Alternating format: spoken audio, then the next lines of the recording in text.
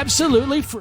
Hello everyone and welcome back into the GSMC Dead Ball Sports Podcast, brought to you as always for the GSMC Sports Network. And for our third segment of today's show, we're transitioning into the world of the NBA, doing our midweek NBA power rankings. Now granted, like I always say about the NBA, don't watch it as religiously as some people who follow this network do, and definitely don't follow it as religiously as my man Nelson holding it down, the GSMC Sports Podcast.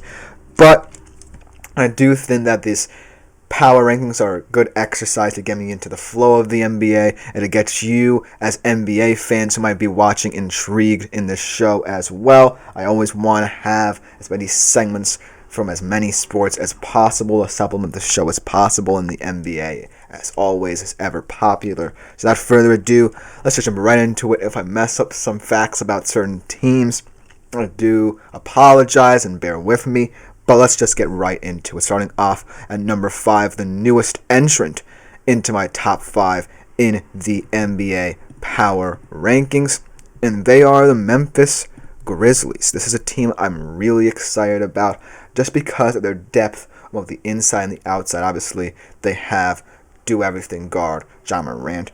They've been incredible in their past couple of games. We talked about that game against the Timberwolves. It did come down to the wire, much like I thought it would. Their last game, 108-106 triumph there. They had stacked together a nice group of wins. Their only loss in the past 5 games was to a team at number 4 on this list. Spoiler alert if you know who they are. But I really think that this Memphis Grizzlies team is so well built.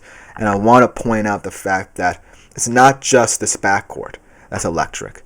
It's this front court as well, with players like Jaren Jackson, Brandon Clark, Jay Huff, and now Zach Edey coming into his own. And if those guys can really stretch the space, the floor as much as you want, and you have a guy like Ja Morant driving to the rim in fast break transition opportunities, then I do feel like this Memphis team is going to be tough to beat in this loaded Western Conference, and they're peaking at the right time. They have the best offense, I believe, in the NBA, and I think that they deserve to be in the top 5 of these rankings that will continue to grow rapidly as the season goes on. So I'm really excited about this new entry into my NBA power rankings because this team can click. And in the toughness of the Western Conference, you just have to feel like you can outscore anybody, and that's how I feel about this Memphis Grizzlies team, that they can. They can match up really well against every single team in that Western Conference, no matter how bad they are, no matter how excellent they are. But it's going to be tough down the stretch, so we'll see how it all pans out for them. But congratulations to the Memphis Grizzlies on breaking through into the top 5. Then let's talk about the team that was the only winner against the Grizzlies in their past 5 games, the Houston Rockets. I really like this team as well. They did have a puzzling loss to Detroit a couple nights ago, but that's just one blip on their radar. And I feel like this Rockets team is much better than that one game. Look at this roster and tell me that this doesn't feel like a team ready to make waves in the next couple of years in the NBA. They have Jalen Green, an elite young athlete, one of the best athletes in the NBA, loves driving to the rim, getting more confident in doing so, believing in veteran point guard Fred VanVleet to steady the ship as well. Then you have Alperen Şengün, one of the more underrated two-way players in the NBA. I love what he's able to do on the defensive side of the basketball as an undersized big man. I just really like the tenor of the squad. And yes, they're going to have a lot of questions asked about them if they don't win games like that Pistons game last night and they drop questionable games in the future, because granted, this still was a team that last year was at the bottom of this conference, and a lot of people are going to be questioning their ability to maintain this, not just this year, but in the years to come. But I believe they can, and they built very well in the draft. I really like this year's draft pick, Amen Thompson, another great two-way athlete, maybe going to become a better athlete than Jalen Green when all is said and done. But they're playing at a high level, and when you look at the Western Conference and you look at the top teams, and you look at the youth on all these teams, and how the Rockets might match up against them, you might be saying, why not Houston? I feel like they match up well against the Grizzlies they beat a couple weeks ago. They match up well against the Thunder, who we'll talk about a little later on this list. And granted, they're not afraid of anyone anymore. They're now the ones making noise in the Western Conference. And so the fact that they're 1 year ahead of their rebuild and really surprising people could be a boon for their future. Because if no one believed in them this season, then look what they could be in 5 to 10 years. Yes, there are a lot of Western Conference teams who are going to be eking it out to make the championship. And so the Rockets are going to be one of those teams, and we're going to have to see how they sustain themselves. But they've given themselves a great foundation of a season this year to put them in that discussion. They deserve to be in the top 5 debates in terms of best teams in the NBA right now because of how well they built, because of their being one step ahead of the rebuild, because of the fact that all of these guys have improved, have matured this year, specifically Jalen Green, who's going to be the star of this team, the face of this franchise for many years to come. And as a result, they now have a lot of hope and optimism for not just their future, but for this year as well. So that's why they deservedly sit at number 4 in my rankings.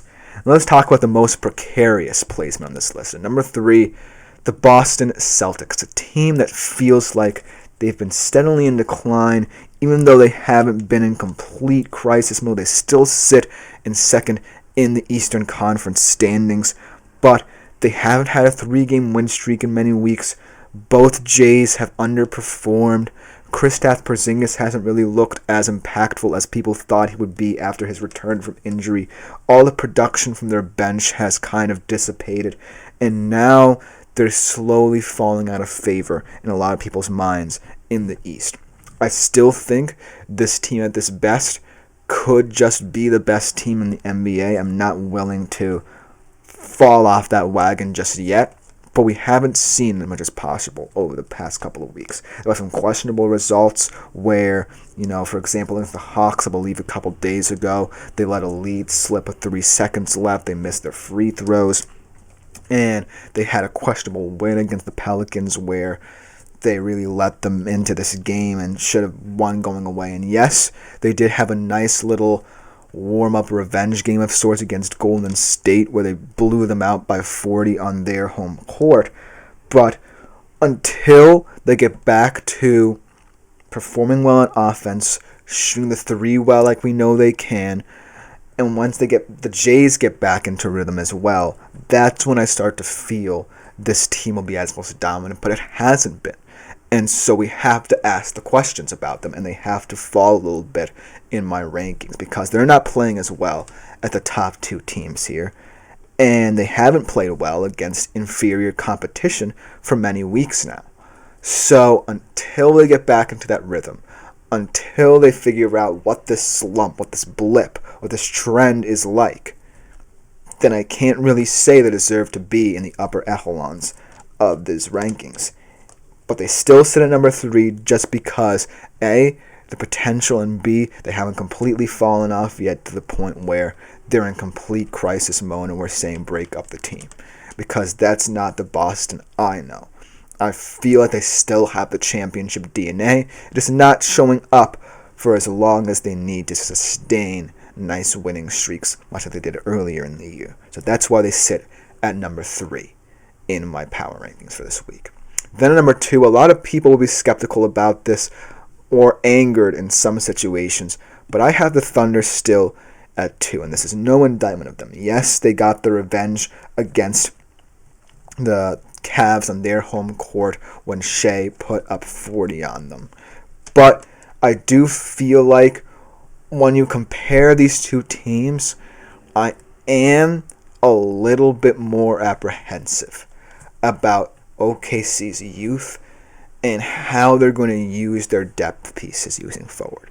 Because these guys that are playing role-playing roles, the Isaiah Joes, of the world, those kind of guys, the Hardensteins of the world. Once the postseason comes around, and you're going to have to make intelligent decisions, if you're a guy like Mark Daigneault, their head coach, about your roster, you're going to have to figure out how to maximize the depth you have. And right now, I feel like they're doing it at a very elite level, but I'm not necessarily certain because since this team is still relatively young, this would only be their second consecutive year in the postseason, how they would really react to different changes, to mixing and matching, because right now, this team is firing on all cylinders, no matter what lineup they roll out there, with or without Chet, with or without Hardenstein, small ball rosters, what have you, nothing seems to rattle them. But I do think that the ultimate thing keeping them from the number one position for now is that question in my mind. How is their depth going to be tested, A, as the season goes on, and B, in the postseason when this loaded Western Conference really is going to look a lot more dangerous than ever. The Mavs are going to get healthier, and that would be one of the potential matchups they would have in the first round. LA is going to be a weird team to play if they get into the postseason. Minnesota, even though they're maddeningly inconsistent, they're a dangerous team. So the Thunder really have to start believing that all of these rotations they throw out there can bear fruit, not just in the regular season, but when it matters as well. And that's why they sit at number 2. And then finally, at number 1, we have the Cleveland Cavaliers. And yes, you have every right to criticize me if you think OKC should be higher, and I feel you. I'm right there with you. But the reason why the Cleveland Cavaliers are the number 1 spot for now, look at the path they have in the Eastern Conference. There are great teams, maybe even elite teams in the Eastern Conference, but they really haven't separated themselves. And Cleveland, in my mind, really has because of their improvement from last season when they were a playoff team. This is a team that last year lost to Boston in the second round, I believe, and now have improved from that point, have gotten better. Donovan Mitchell has become even more of a vocal leader. Darius Garland has really stepped up his game, especially from the perimeter. Evan Mobley has been the X factor in terms of his versatility on both ends of the floor. Jarrett Allen, always been one of the most underrated rim protectors in the NBA. Every single one of those players has improved, and it feels like the Eastern Conference as a collective whole has taken a step back. Boston doesn't look as good as it did last year. The Knicks, yes, are an elite team when their starting 5 is out there. When their depth is tested, they crumble. Milwaukee's a mess right now. Indiana's not the high-flying offense it once was, so why not Cleveland? Look at the path they have. The Eastern Conference is the weaker conference, and until the regular season is done, that will be the case. So Cleveland has more of an opportunity in the East to make more noise than the Thunder in the West, where every single game is going to be a test for you. But ultimately, I wouldn't be surprised if a lot of you say in the comments that the Thunder should be number 1, because I could see that being the case as well. But for now, the Cleveland Cavaliers rule the roost, even though the OKC Thunder got their revenge. But let me know what you think in the comments below, because coming next, we make another transition to another sport and talk about the final stone in the Infinity Gauntlet, potentially, for the LA Dodgers as they sign in another Japanese pitching sensation in Roki Sasaki. We'll be right back to talk about the details after this short break.